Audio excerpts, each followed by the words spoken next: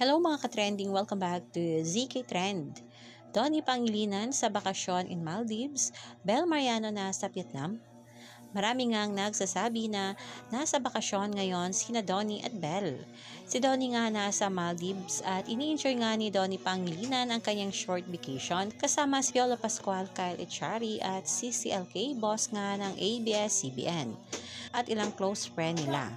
Island Boy ang atake dito ni Donnie at sobrang deserve nito ang bakasyon this Holy Week. Dahil matapos nga ang kanyang short vacay ay puspusa na nga ang taping nila ni Belle for tayo sa wakas. At usap-usapan din na tila nasa Vietnam ngayon si Bel Mariano nagbakasyon kasama ang kanyang team, ang Team Bel.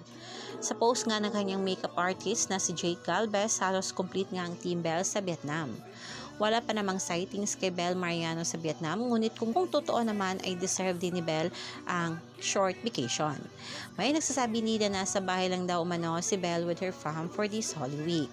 At for the rest daw ito kasi nga next week ay halos araw-araw na nga ang taping nila ni Donnie sa pelikula nilang Tayo sa Wakas.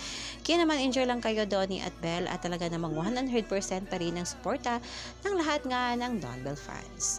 Yan lang muna ang pa-update natin ngayon sa Don Bell mga kababli. Stay tuned for more Don Bell updates. Hanggang dito na lang. Maraming salamat sa inyong patuloy na panonood.